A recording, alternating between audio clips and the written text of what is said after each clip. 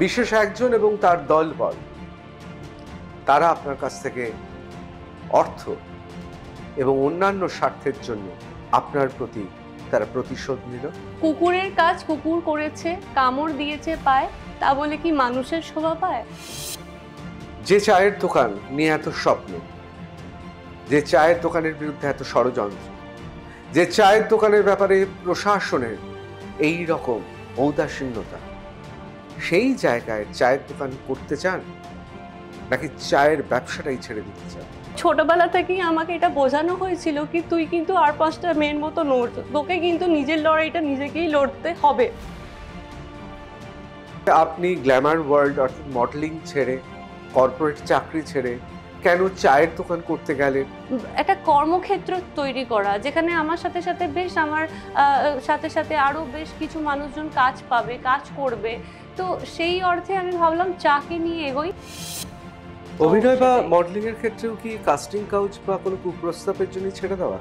যে casting couch বা এই যে প্রপোজালগুলো না, এটা আপনি একটা মেয়েকে মানে এডুকেশন ইন্ডাস্ট্রি থেকে শুরু করে প্রত্যেকটা জায়গায় পেতে হয়। এটার জন্য কোনো আলাদা করে ইন্ডাস্ট্রি হয় না।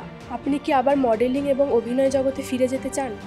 আমি বিশেষ করে মিডিয়াতে ফুল আমার মানে অ্যাক্টিভ প্রফেশন এই জন্য বানালাম না, কলকাতা বা ওয়েস্ট বেঙ্গলে কাজের অভাব। আপনার জীবনে ইন্সপিরেশনটা কি? ডলি চাওয়ালা? আজকে ডলি চাওয়ালা যিনি আছেন, আজকে ওই ছাপড়ি কিন্তু দুবাইয়ে ব্রাঞ্চ খুলে হাজার হাজার মানুষকে কাজ দিচ্ছে। মডেলিংয়ের গ্ল্যামার ওয়ার্ল্ড ছেড়ে সোজা চায়ের দোকান। নিজেকে 5 বছরে কোথায় দেখতে চান? মেয়ে মানে বিউটি পার্লার, মেয়ে মানে কোনো বিউটি রিলেটেড জিনিসপত্র, মেয়ে মানে বুটিক, মেয়ে মানে এই, মেয়ে মানে সেই। মেয়ে মানে আবার একটা মেয়েদের যেরকম পোশাকের একটা লিস্ট আছে, এই পোশাকের বাইরে গেলেই ওই মেয়েটি দুশ্চরিত্র বা দুশ্চরিত্রা যাই বলুন না কেন, তো সেরকম একটা প্রফেশনাল লিস্ট আছে।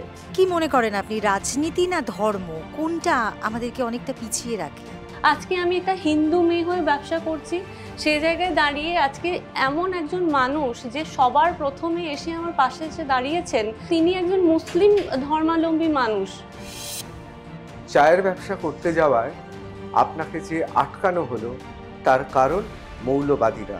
মাত্র 1 টাকা আমি আর 5টা দোকানের থেকে বেশি রেখেছিলাম, সেক্ষেত্রে আমাকে এটা শুনতে হয়েছে যে যা 6 টাকা 1 টাকা দেখার টিকিট। দেখুন দ্য নিউজ রুম প্লাস 21শে ডিসেম্বর শনিবার সন্ধ্যে 6টায়।